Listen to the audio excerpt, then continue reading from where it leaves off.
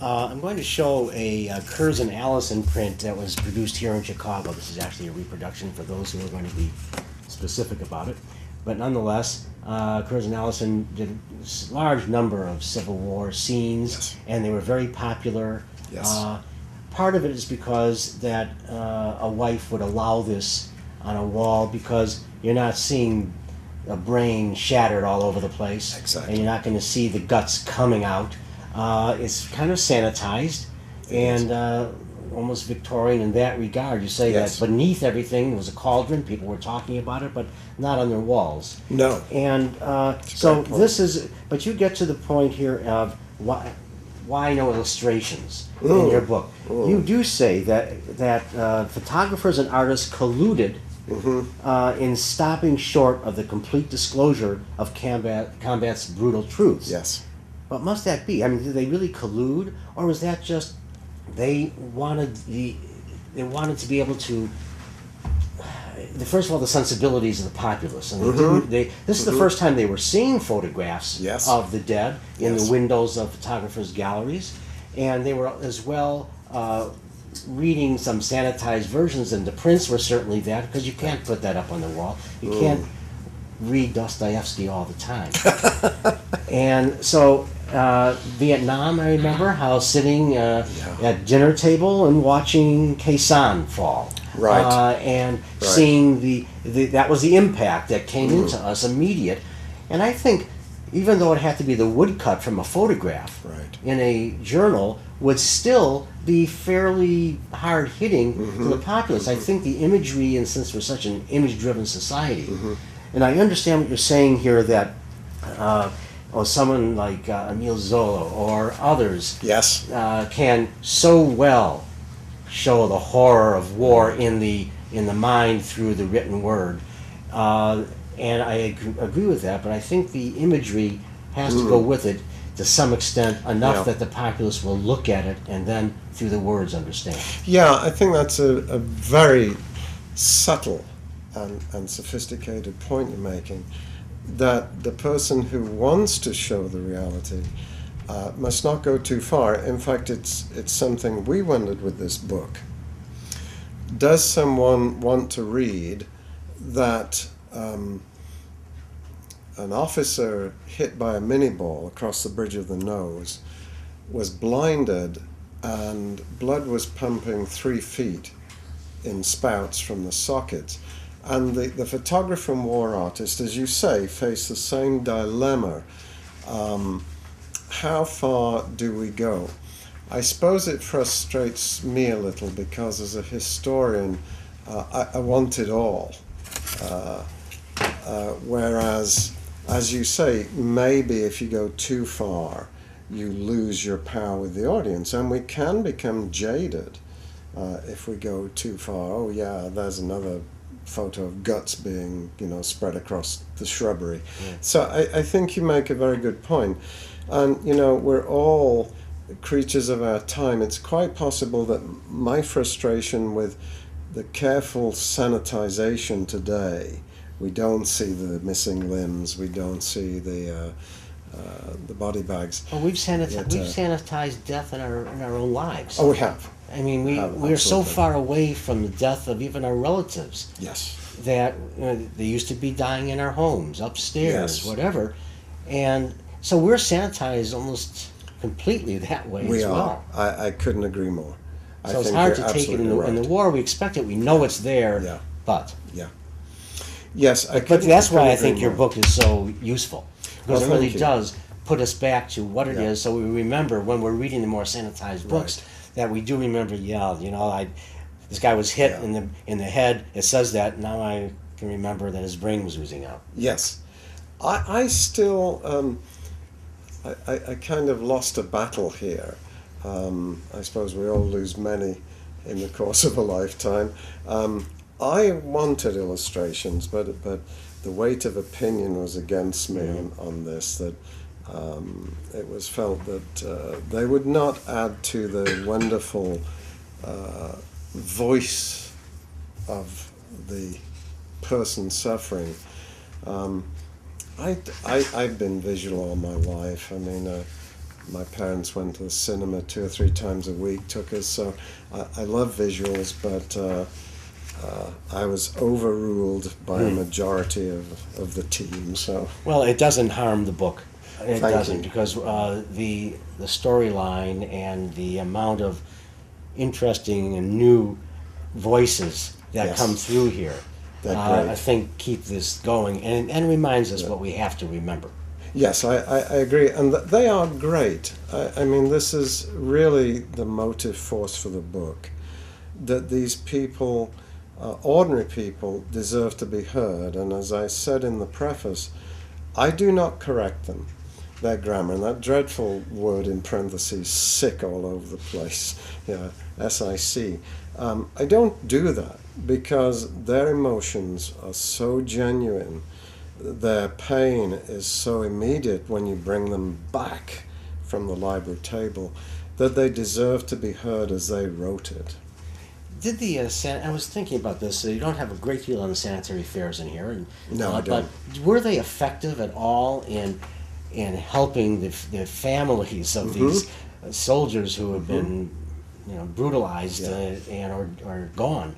Yes. Were they effective at all in a general sense? I think they were, to a degree. I think the problem we have often is trying to get the remedy to the people who need it. Often sanitary fairs and other volunteer organizations were led by the social elite, and they almost literally couldn't get down far enough. And it was also inadequate. To make a contemporary analogy, we have on the NKU campus now a veterans resource station for people coming back. But it took 8 years to get this through the bureaucracy. And even now, it's hard for some people to understand why the vets won't come to meetings and so on.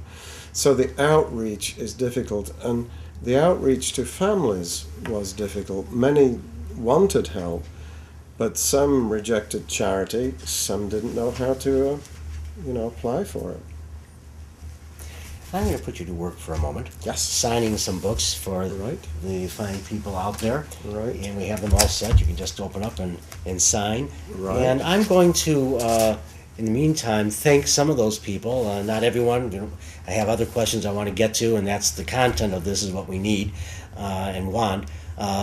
Ulrich in Germany, appreciate your support here by purchasing. Gary in Sewickley, nice to see that, Gary. Thank you. Stuart in Littleton, New Hampshire. Frank in Carson, California. Jeffrey in Lebanon, Pennsylvania. Michael in Pentwater, Michigan. Dennis in Joliet, Illinois. Michael in Norman, Oklahoma. Paul in Springfield, Ohio. Christopher in Clayton, North Carolina.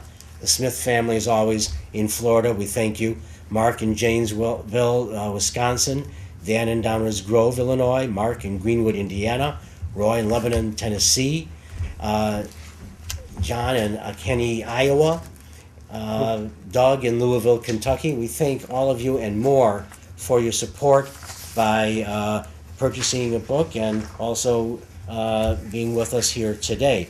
I want to tell you about some of the upcoming events on virtual book signing. Thursday, April 3rd through Sunday, April 6th, I'm going to be at the Abraham Lincoln Bookshop will be at the New York's Antiquarian Book Fair, the ABAA, at the Armory at 68th and Park, April 3rd through 6th. So if you're in the East and you're coming into New York, go into the book fair. Thursday, the 24th of April at 6 p.m., Sean Devine, Learning from the Wounded. We're going to have some more medical material here. I've just purchased the medical and surgical records of the Civil War, so we're going to show you some things, talking about illustrations of the horrors of war. So that's April 24th, Thursday. Saturday, May 10th at noon, Margaret Humphreys' Morrow of Tragedy, also from Johns Hopkins University Press. And one of these two dates will also have Gordy Damon who helped start the medical museum out east, and it lives in Lena, Illinois, and has amassed a huge amount of medical material and has written some books as well illustrating that.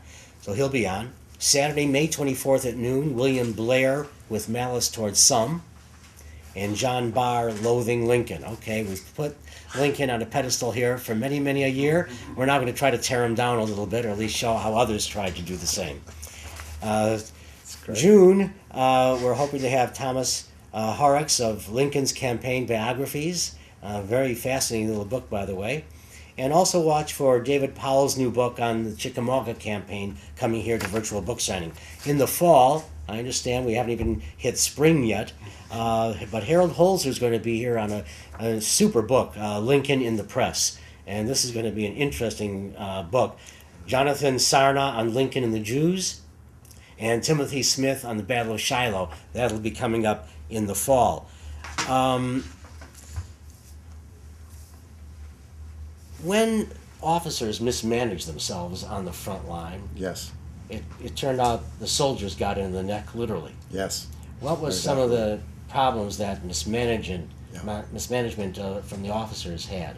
Yes, I think a very, very clear one is John Bell Hood. He was badly wounded twice, and I think by the time he took command at Atlanta, he was physically drained, he was emotionally drained, and he was highly medicated.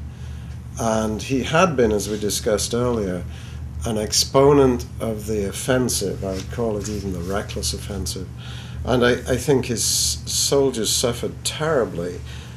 Franklin, as you know, is just a battle that should never have happened. He launches with his inferior forces a last desperate effort at Franklin, and they lay the bodies of his generals out on a porch to die. Pat Claiborne, as it's St. Patrick's Day, that wonderful Irish general, who knows while they're going in that this is suicide. I think that is a very good example. I think was that Pickett's charge mismanagement? I tend to think it is. I think, and I know there are many people out there who will think this is heresy. I won't be able to drive through the South for years. But I think that Lee can be at times an exponent of the offensive to a point where it does not make sense. He would not have expected any other army to cross that ground and do what he asked of those men. And I think it was doomed from the start, and I do agree with Longstreet, it should not have taken place. Burnside at Fredericksburg, I think, is just pure incompetence. Yeah. It's not philosophy. The men pay for it. We don't have much time, just very briefly. Why did the armies lose so heavily to disease early in the war? Yes. And did that change, and why? Yes. In 30 seconds. It's a very good question, and one answer is that at the beginning, these young boys crowded together, particularly from the country, have no immunity. As the war goes on, this gets better, but also the medical service is getting better. They are learning some things to do, and the cleanliness. They try to improve the cleanliness, and sometimes very harshly. I mean, men who will not defecate in the trenches, the latrines, for example, finally end up being bucked and gagged or flogged. And I think the armies deal a little better with what's happening. Mm-hmm. But in the beginning, it's true, these herds of young men who are ill-disciplined, and they're subject to terrific diseases. Well, this is a wonderful book, Living Hell, The Dark Side of the Civil War. And there's so much we didn't get to, even in a 292-page book we didn't get to. Really, the impact on the medical staff, the nurses, and on the doctors, we didn't get into that. And there's, a paragraph here, 3 paragraphs there on something we couldn't get to. Right. That there's so much information going by, something that we all need to remember and know of and remind ourselves and learn about what war is and really is. So thank you for John Hopkins Press and Thank you for so much. Michael Adams for coming in. We appreciate all of you coming in this fine day. There's a great